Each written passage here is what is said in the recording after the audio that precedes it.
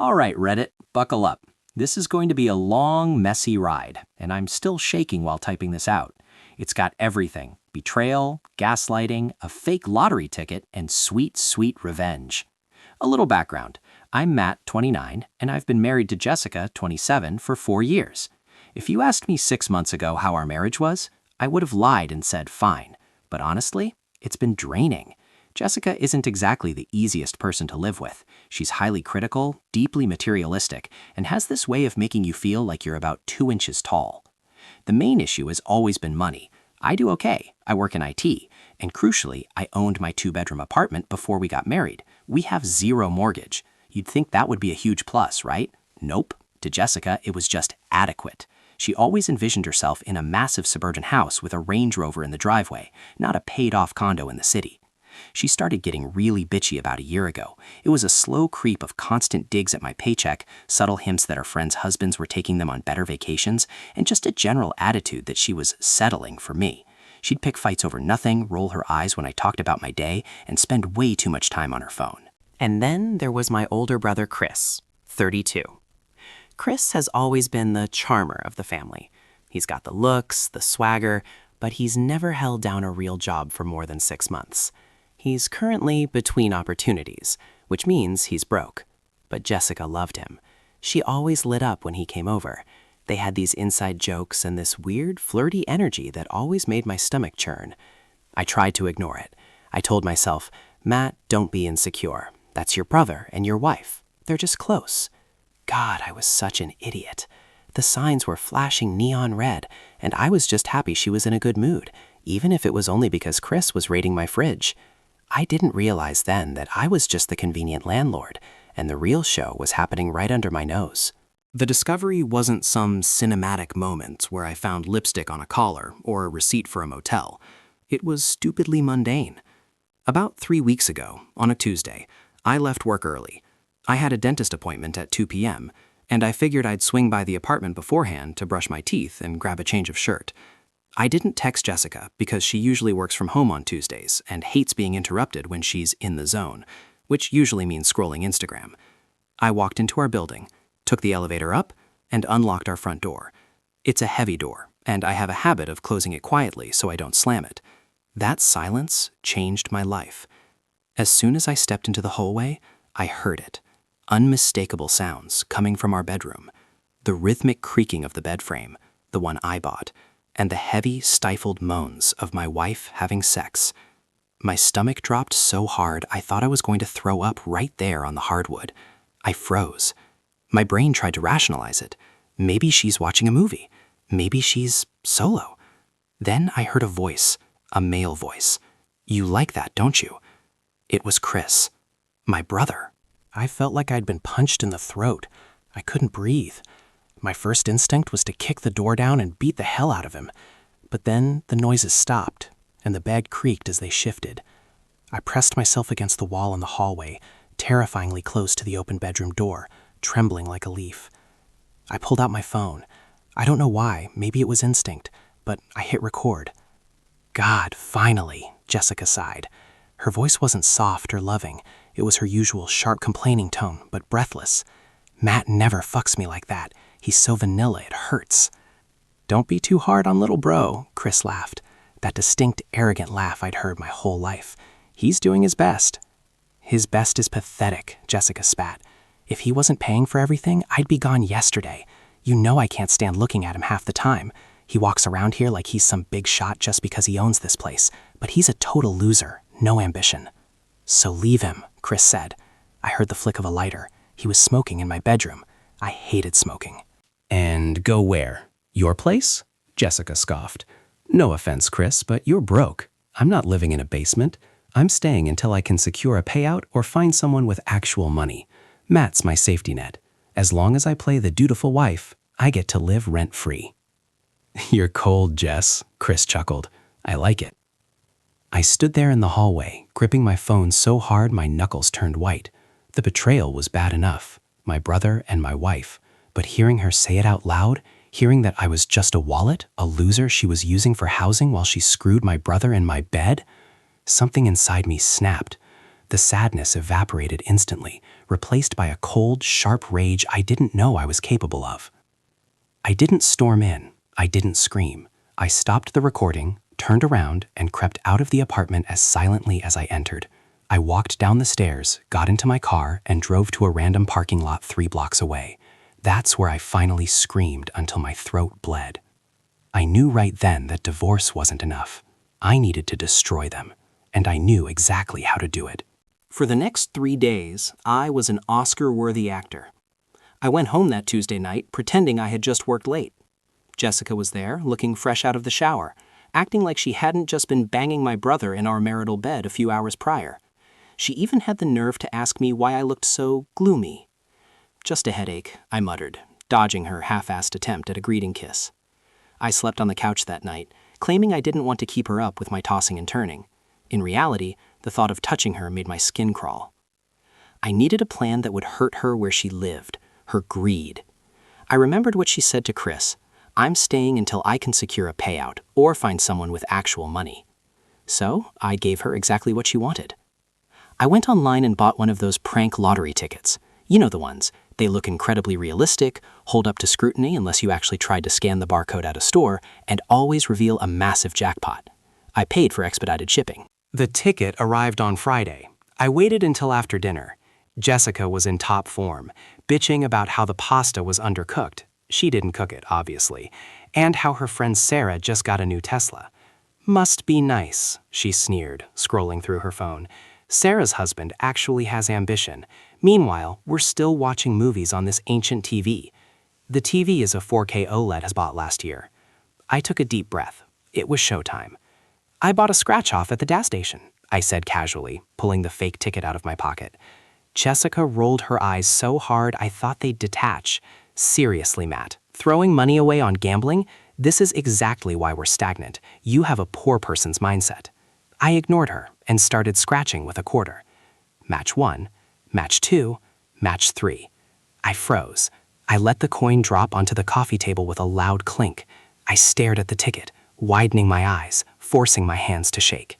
"Matt?" she asked, annoyed by the noise. "What is it now?"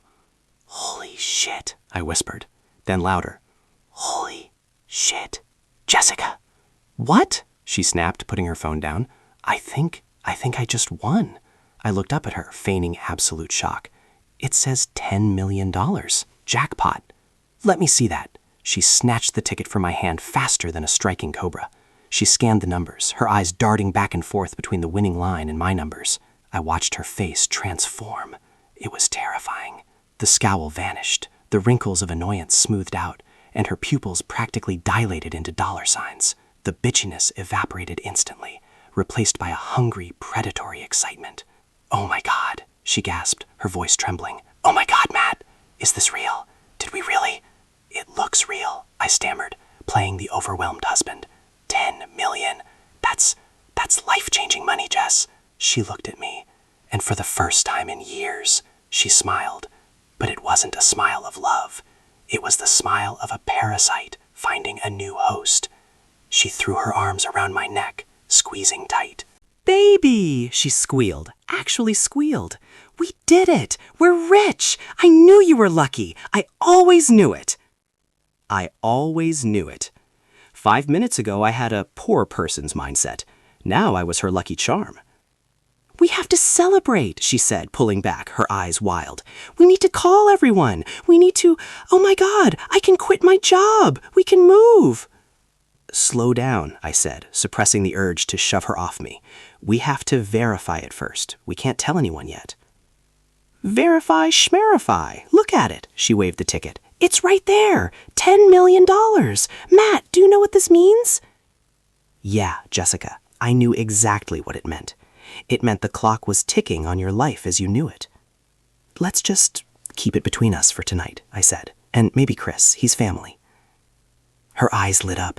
"Yes! Call Chris! Let's invite him over for drinks! We need champagne!" She was practically vibrating. She was already spending the money in her head. And inviting her lover over to celebrate her husband's fortune, that was the icing on the cake. "Okay," I said, pulling out my phone. "I'll call Chris." This was going to be a fun night. You guys, I knew Jessica was shallow, but I underestimated just how quickly money changes a person. Or, in her case, reveals who they really are. Chris showed up about 30 minutes later. He strolled in with that smug, lazy grin of his, holding a six-pack of cheap beer like he was doing us a favor. Usually, Jessica would be all over him, getting him a glass, touching his arm, laughing at his lame jokes. Not tonight. "What's with the fire drill?" Chris asked, tossing his jacket on the couch. "You guys okay?" Jessica was pacing the living room, a glass of expensive champagne in her hand, a bottle we had been saving for our 5th anniversary, ironically. She stopped and looked at Chris, not with lust, but with pity, disdain. "We're better than okay, Chris," she said, her voice dripping with newfound superiority. "Matt, tell him." I sat in the armchair, sipping my drink, enjoying the view. "We won the lottery, Chris. $10 million. Chris dropped his beer. Literally. A bottle shattered on the floor, foaming beer onto the rug. "You're fucking kidding me." "Nope," I said, pointing to the ticket on the table. Chris scrambled to look at it. His eyes bulged. "Holy shit, Matt, holy shit, we're rich!" And then, the moment I was waiting for, the sudden, violent shift in dynamic. "Excuse me?" Jessica snapped. Her voice was ice cold. "Who is we?" Chris looked up, confused. "I mean, us, the family. Come on, Jess, this is amazing." He reached out to grab her hand, a reflex from their secret intimacy. Jessica recoiled like he was made of radioactive sludge. She actually took a step back and brushed her arm off. "Don't touch me with those beer hands, Chris. And let's get one thing straight. Matt won the money, which means we won the money. You didn't win anything." The silence in the room was deafening. I saw the hurt and confusion on Chris's face. He looked at me, then back to her. "Jess, I was just celebrating with you." "Yeah, well, try not to break anything else," she sneered, looking down at the beer puddle. "God, you're such a mess. You know, with this kind of money, we're going to be moving in different circles. We can't have liabilities hanging around." I almost choked on my drink. She was talking about him like he was a stray dog she'd been feeding and now wanted to kick out. The man she was banging 3 days ago. The man she told she loved because I was a loser. Now that the roles were reversed, financially speaking, he was dead weight. Liabilities? Chris's face flushed red. "I'm his brother." "You're a 32-year-old man who borrows money for gas," she shot back, taking a large gulp of champagne. "Honestly, Chris, it's pathetic. Matt has provided for us, and now he's secured our future. What have you done? You're just dead weight." She turned to me, her eyes manic, completely ignoring the fact that she was verbally castrating her lover in front of her husband. "Matt, baby, we need to talk about security. We can't have people coming out of the woodwork asking for handouts. We need to cut off the leeches." She was calling him a leech. The irony was so thick I could taste it. Chris looked like he was about to cry or punch someone.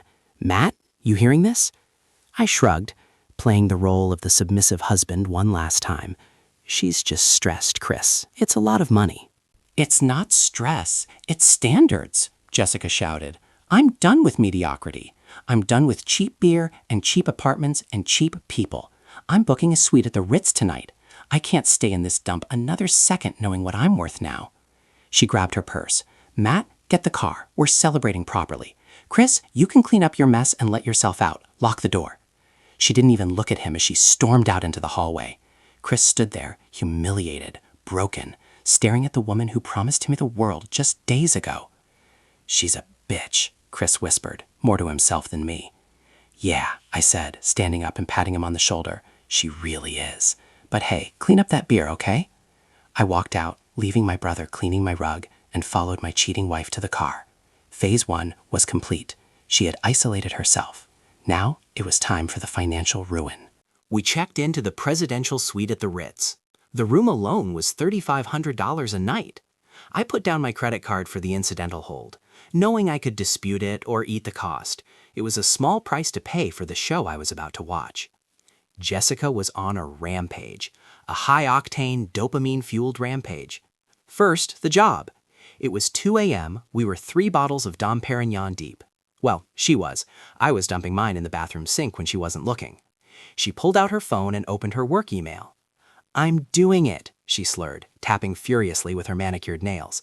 "I'm telling Linda to go fuck herself." "Do it," I encouraged her, leaning back on the velvet sofa. "You don't need them. You're a multimillionaire." She hit send on an email that I later learned said, and I quote, "I quit. You're a micromanaging hag and your company is a joke. Don't contact me. I'm rich now, bitch." She even included a selfie of her holding a glass of champagne. Saturday morning was a blur of consumption. She woke up hungover but running on adrenaline. She immediately maxed out her 2 credit cards, ordering designer bags, Gucci, Louis Vuitton, the works. Overnight shipping, she commanded, not caring about the fees. "Matt, transfer me like 50 grand, she said, looking up from her iPad. "I can't access the funds until Monday, babe," I lied smoothly. "The lottery commission office is closed on weekends. We have to wait for the validation appointment. Just use your credit and we'll pay it all off with the first check." Fine, she groaned. "I'll just request a credit limit increase." She spent an hour on the phone screaming at a bank representative until they bumped her limit up by $10,000 just to get her to shut up. She spent it in 10 minutes. Then came the piece de resistance, the car. She dragged me to the Range Rover dealership. She walked in like she owned the place, wearing sunglasses inside, demanding to see the most expensive model on the lot. The salesman, a guy named Dave, looked us up and down. I was in jeans and a t-shirt. Jessica was looking a bit disheveled but radiated entitlement. "I want the autobiography edition," she barked, black on black, "and I want it today." "Well, ma'am, that's a special order usually, but we have one on the floor. It's roughly $160,000, Dave said politely. "I'll take it," she said, waving her hand dismissively. "And how will you be paying?" "Cash," she said. "Well, wire transfer, on Monday." Dave looked skeptical. "We can't release the vehicle without funds, ma'am." Jessica exploded. "Do you know who we are? We just won the lottery. I could buy this entire dealership and fire you. I want that car now." She made a huge scene. People were staring. I stepped in, playing the peacemaker. "Babe, just finance it for now," I suggested, laying the trap. "Sign the papers, take the loan, drive it off the lot. We'll pay the loan off in full on Tuesday. It builds your credit score." She thought about it. "You're right. My credit score could use a boost for when we buy the mansion." She sat down and signed. She signed everything. High interest financing because her credit wasn't great to begin with. She took out a loan for $160,000 in her name. She legally obligated herself to a monthly payment of nearly $3,000, plus insurance, for a car she couldn't afford a single tire on. As she signed the final dotted line, smirking at Dave like he was a peasant, I felt a dark, cold satisfaction. She had just put a noose around her financial neck. She had no job. She had maxed out cards. She had a massive car loan. And she had burned every bridge with my family. We drove off the lot in the Range Rover, Jessica behind the wheel, speeding and cutting people off. "This is the life, Matt," she screamed over the music. "This is what I deserve." "It sure is, honey," I said, checking my watch. "It sure is." It was time to go home and end this. We got back to the apartment around 4 p.m. Jessica parked the massive Range Rover across 2 spots in the resident garage, nearly scraping a pillar. She got out, slammed the heavy door, and looked at our building with disgust. "I can't wait to move," she said, adjusting her sunglasses indoors. "This place smells like mediocrity." We went upstairs. The apartment was still a mess from the night before.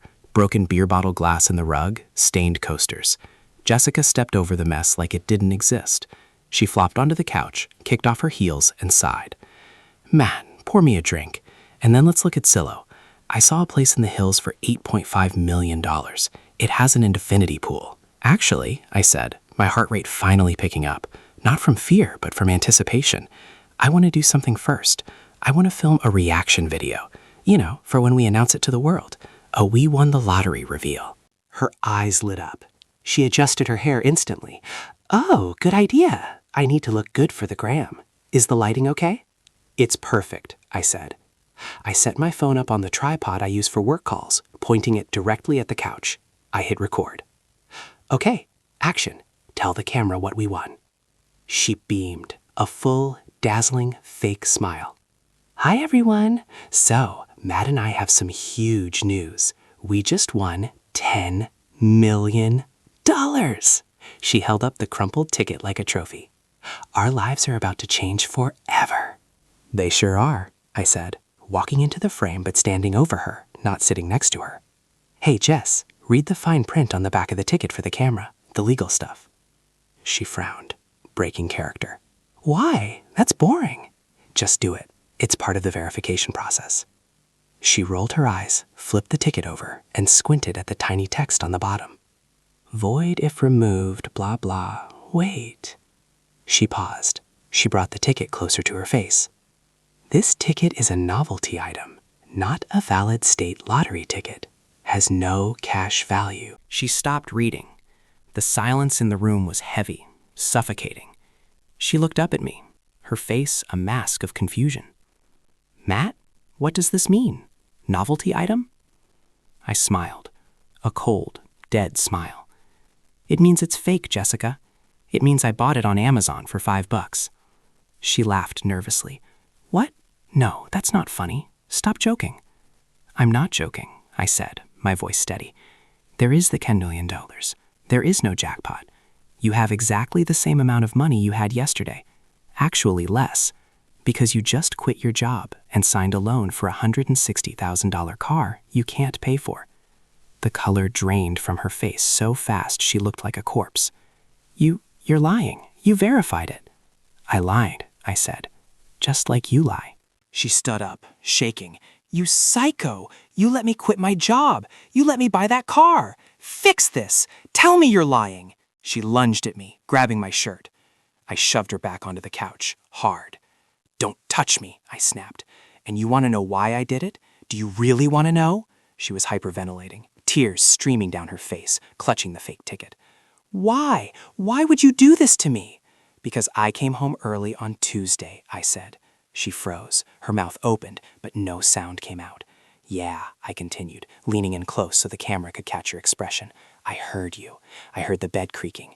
I heard you telling Chris that I was a loser and a safety net. I heard you say you were only with me for the apartment. I heard you banging my brother in my bed. Her eyes went wide with terror. The arrogance was gone. She looked small. Matt, she stammered. It wasn't. Don't, I cut her off. I have the recording.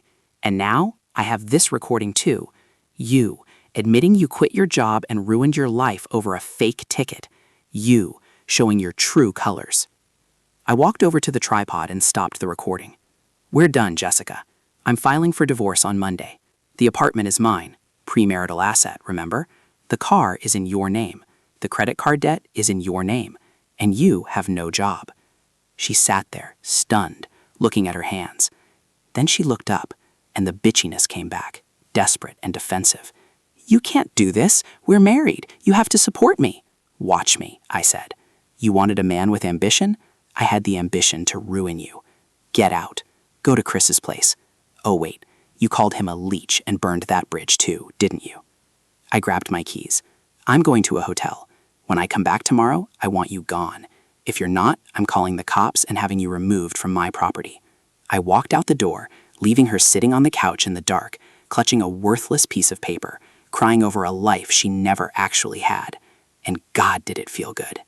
I checked into a Holiday Inn about 20 minutes away. I didn't go to the Ritz. I'm not wasting my actual money on this mess. I just needed a bed and a door with a deadbolt. As soon as I sat down on the stiff hotel bed, the adrenaline crash hit me like a freight train. My hands were shaking so bad I could barely hold my phone. It wasn't regret. I didn't feel an ounce of guilt, but the sheer magnitude of blowing up my entire life in under an hour was heavy. Then the phone started. It didn't stop buzzing for 3 hours. Jessica. She went through the 5 stages of grief via text message, and it was honestly a masterclass in narcissism. Denial/gaslighting. 5:15 p.m. Matt, please come back. You're scaring me. I know you're stressed about work, but this joke isn't funny anymore. We can fix this. Bargaining. 5:30 p.m. I'll return the bags. We can figure out the car. Just come home. I love you. We can go to therapy. Anger. You are a sick psychopath. How could you do this to me? You made me quit my job. You have to pay for this car, Matt. We are married. This is financial abuse. I have nowhere to go. My mom won't take me. Please, Matt. I'm scared. It meant nothing. Chris meant nothing. I was just bored and he was there. Please don't throw away 4 years over a stupid mistake. A stupid mistake. Not an affair, not a betrayal, a mistake, like leaving the milk out on the counter. I didn't reply to a single one. I screenshotted everything, uploaded them to a cloud folder she couldn't access, and then muted her notifications. Then, around 8 p.m., my phone rang again. It wasn't Jessica. It was Chris. I stared at the screen. Big brother calling. The guy who sat at my table, drank my beer, and slept with my wife. The guy who got humiliated by her just hours ago and was probably calling to bitch about her, not realizing I knew everything. I picked up. Hello? My voice was raspy. Matt? Chris sounded out of breath. Dude, what is going on? Jessica just called me hysterically crying. She said you went crazy, said the ticket was fake, said you kicked her out. She's asking if she can crash at my place. I let out a dry, humorless laugh. Are you gonna let her? Hell no, Chris scoffed. Did you hear how she talked to me? She called me a leech. She treated me like garbage the second she thought she was rich. I told her to lose my number. Good, I said. She deserves it. But wait, Matt, is it true? The ticket was fake? Yeah, Chris. It was fake. Jesus, man, that's intense. Why would you do that? I took a deep breath. This was the final bridge to burn. Because I came home early last Tuesday, Chris. Silence on the other end. Dead silence. I heard you, I said, my voice dropping to a low growl. I was in the hallway. I heard the bed. I heard you call me little bro. I heard her call me a loser. I heard the whole thing. Matt. Chris's voice cracked. He sounded terrified. Matt, listen, it happened. We didn't mean to. Shut up, I snapped. You're my brother. You were the one person I was supposed to trust, and you screwed my wife in my house because you're a broke, jealous loser who can't stand that I made something of myself. That's not, I have the recording, Chris. I have everything. Jessica is ruined. She has no job, huge debt, and no husband. And you have no brother. Don't ever call me again. If you show up at my apartment, I'll call the cops. I hung up before he could say another word. Then I blocked his number. I sat in that silent hotel room, staring at the wall. I was completely alone. My wife was gone. My brother was gone. But for the first time in a year, I didn't feel like a loser. I felt free. I ordered a pizza, opened a beer from the minibar, and called the best divorce attorney in the city. I had an appointment for Monday morning at 9 a.m. The war wasn't over yet. Jessica was cornered, and cornered animals bite. I knew the next day was going to be hell. I didn't sleep well at the hotel. I kept waiting for the other shoe to drop.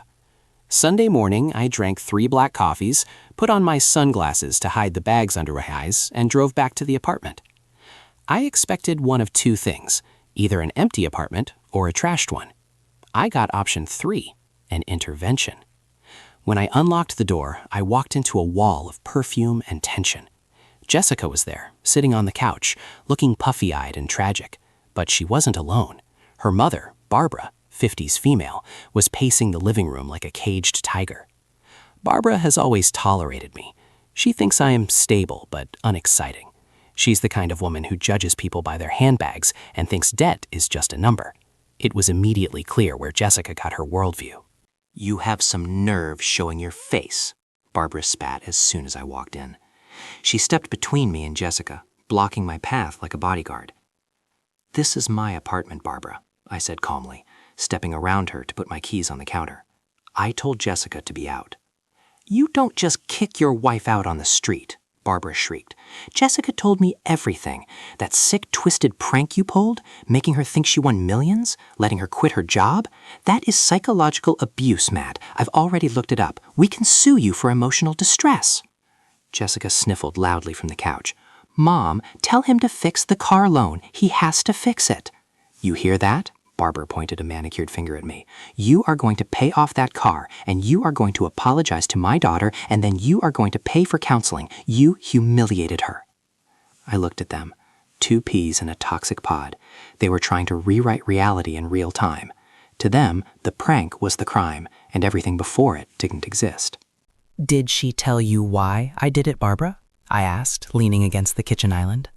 Barbara scoffed. Because you're a cruel, insecure little man who couldn't handle that his wife wanted a better life. No, I said, because she's fucking my brother. The room went dead silent. Jessica gasped. Barbara froze, her mouth slightly open. Excuse me? Barbara whispered. You heard me, I said. She's been sleeping with Chris, my brother, the one she calls a loser behind his back. That's a lie, Jessica screamed, jumping up. He's lying, Mom. He's just trying to make me look bad. Am I? I pulled out my phone. I had the audio file queued up. I didn't play the sex part. I have some dignity, but I played the conversation immediately after. I hit play. The volume was all the way up. Jessica's voice filled the room, tinny but clear. If he wasn't paying for everything, I'd be gone yesterday. Matt's my safety net. As long as I play the dutiful wife, I get to live rent-free. You're cold, Jess. I'm staying until I can secure a payout or find someone with actual money. I stopped the recording. I looked at Barbara. Her face had turned a shade of purple I'd never seen before. She looked at me, then slowly turned to her daughter. Jessica, Barbara said, her voice low. Is that Chris? Jessica was sobbing now, the ugly, hyperventilating kind. Mom, it was just, I was lonely. Matt is always working. He doesn't pay attention to me. You slept with his brother? Barbara hissed. And you admitted you were using Matt for money on tape?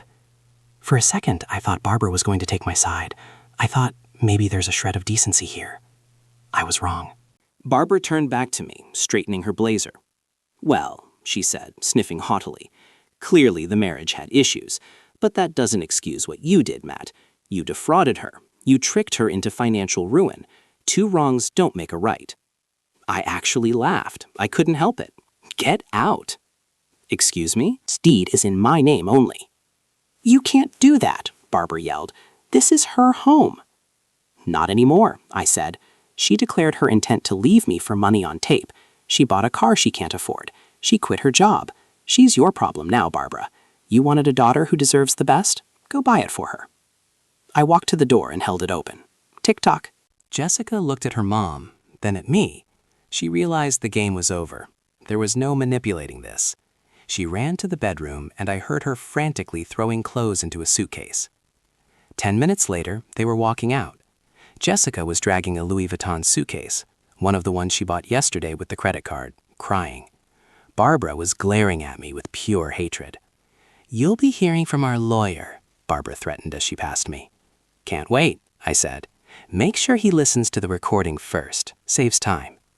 I slammed the door behind them and locked the deadbolt. I leaned my forehead against the cool wood of the door and exhaled. The apartment was quiet.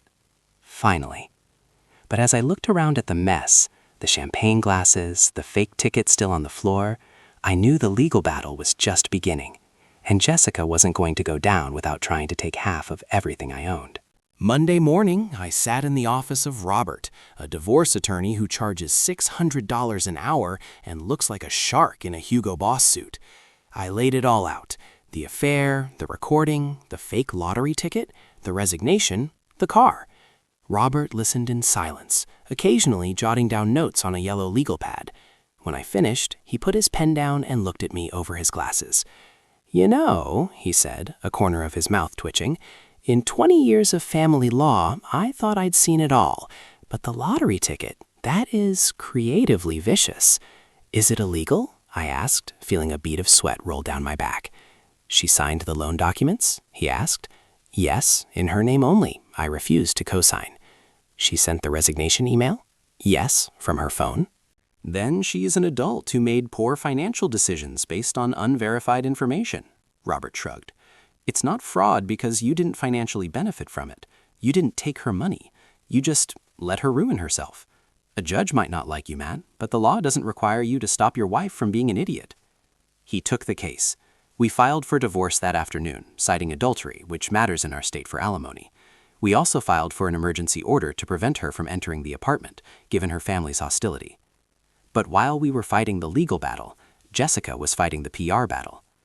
By Monday night, my phone was blowing up again, not from her, but from friends, coworkers, and distant relatives.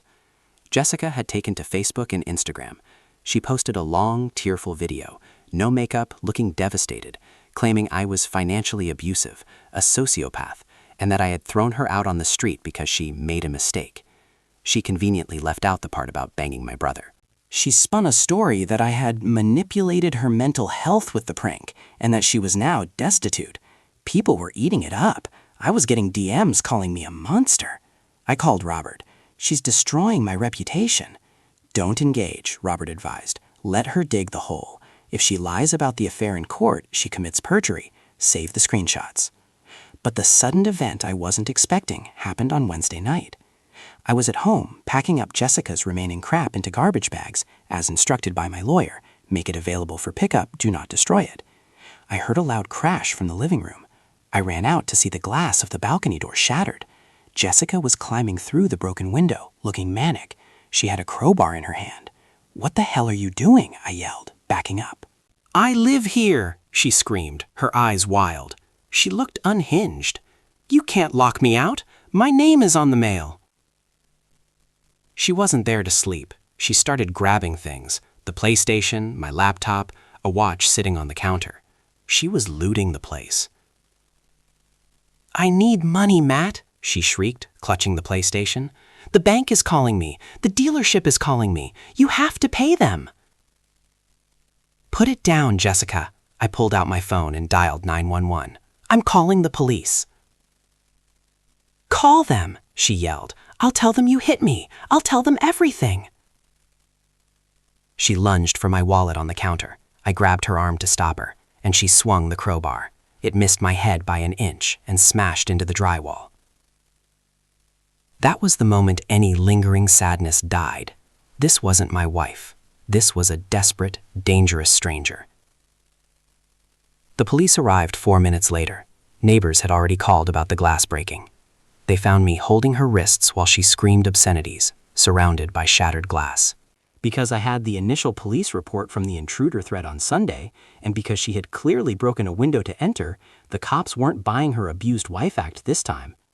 "Ma'am, you need to come with us," the officer said, handcuffing her. "He tricked me," she wailed as they dragged her out. "He has $10 million. Ask him about the money." "There is no money, Jessica," I shouted after her. And then, the final blow for the week. My parents arrived. I had to sit them down in my ruined living room with plywood over the balcony window and tell them everything. I played the recording. My mom cried for an hour. My dad sat in stony silence, his face gray. They had raised Chris, supported him through job after job, bailouts and excuses. But sleeping with his brother's wife? That was the line. "He's dead to me," my dad finally said, his voice shaking. "I have no son named Chris." So there I was, Wednesday night. My wife was in county jail for breaking and entering and domestic disturbance. My brother was disowned. My apartment was a crime scene, and I was the villain on Facebook. But I had one more thing to do. I had to face her one last time in court to finalize the end of this nightmare. And I had a surprise witness for the final hearing. The final hearing was 2 months later. In that time, Jessica had filed for bankruptcy, denied initially, pending appeal, and moved back in with Barbara. The Range Rover had been repossessed, leaving her with a massive deficiency balance she would be paying off for the next decade. The courtroom was sterile and cold. Jessica sat with a public defender because she couldn't afford a private attorney anymore. She looked rough, roots showing, wearing an old suit that hung loosely on her frame. When she saw me, she glared, but there was no fire behind it, just exhaustion. Her argument was predictable. Her lawyer tried to paint me as a master manipulator who engineered her financial downfall. He used words like entrapment and fraudulent inducement. "Your Honor," her lawyer droned, "Mr. X knowingly presented a false instrument, the lottery ticket, to induce my client to incur massive debt. He should be liable for half of that debt and spousal support to help her get back on her feet." Then Robert stood up. He was calm, precise, and terrifying. "Your Honor, Mrs. X is a 27-year-old woman of sound mind. She voluntarily resigned from her employment. She voluntarily signed a high-interest loan in her name only. She voluntarily committed adultery. And to prove the nature of the relationship and the motivation behind her actions, we call our witness." The doors at the back of the courtroom opened. Jessica turned around. Her eyes went wide. She audibly gasped. It was Chris. He looked terrible, unshaven, thinner, but he was there. He walked to the stand, refusing to look at me, but staring daggers at Jessica. "State your name for the record," the bailiff said. "Christopher X." Robert didn't waste time. "Mr. X, did you have a sexual relationship with the respondent, Jessica X, while she was married to your brother?" "Yes," Chris said, his voice flat. "And did she ever express to you her reasons for staying in the marriage prior to the separation?" "Objection! Hearsay!" Jessica's lawyer shouted. "Overruled," the judge said. "Go on." Chris leaned into the microphone. "She told me Matt was a loser. She said he was her safety net, and that she was only staying with him until she could find someone with money or get a payout. She called me a leech the second she thought she was rich. She never loved him. She just wanted a free ride." Jessica started sobbing. "You traitor! You liar!" "Order!" The judge banged the gavel. Chris looked at her then. "You treated me like trash, Jess. You treated Matt like trash. We both suck, but at least I'm not trying to bill him for it." The judge had seen enough. The ruling was swift and brutal. The verdict: divorce granted. Immediate dissolution of marriage. Assets: I kept the apartment, premarital. I kept my savings. Debts: Jessica was solely responsible for the auto loan deficiency and her credit card debt. The judge stated, the court cannot hold the petitioner responsible for the respondent's reckless financial behavior based on a practical joke, however cruel. Alimony denied. The judge cited the short duration of the marriage, 4 years, her ability to work, and the documented infidelity. As we walked out of the courtroom, Jessica tried to approach me. Robert stepped in between us like a human shield. "Matt," she cried, "Matt, please, I have nothing. I'm going to be paying this off forever. Help me." I looked at her one last time. I didn't feel anger anymore. I didn't feel triumph. I just felt nothing. She was a stranger who used to live in my house. "You wanted a life of luxury, Jessica," I said quietly. "You bought the ticket. Now you have to take the ride." I walked past her, past Chris, who was smoking outside, looking at his shoes, and got into my car. Conclusion and reflection. It's been 6 months since that day. My life is quiet now, boring even, and I love it. I redecorated the apartment, got rid of everything she picked out. I go to therapy twice a week to deal with the trust issues, because yeah, your brother and wife banging in your bed does a number on your psyche. I haven't spoken to Chris. My parents are slowly starting to talk to him again, mostly out of pity, but the family dynamic is forever changed. I don't think I'll ever forgive him, but I'm learning to stop hating him. He's just a sad guy who makes bad choices. Jessica is working as a receptionist at a dental office, living in her mom's spare room. She still posts vague, victim-y quotes on Facebook, but I have her blocked everywhere. I hear she's dating a guy who leases a BMW. Good luck to him. My advice to you: trust your gut. If you think something is off, it is. The gut feeling is your subconscious noticing patterns your conscious mind is ignoring. Protect yourself financially. I kept the apartment in my name. I kept my finances separate. If we had a joint account, she would have drained it that weekend. Know when to walk away, but if you have to burn the bridge, make sure you're the one holding the match. The lottery win cost me $5 for the ticket and about $5,000 in legal fees. Seeing the look on her face when she realized she destroyed her own life for absolutely nothing? Priceless. Thanks for reading Reddit. I'm going to go enjoy a beer in my paid-off apartment. Alone, and it tastes fantastic.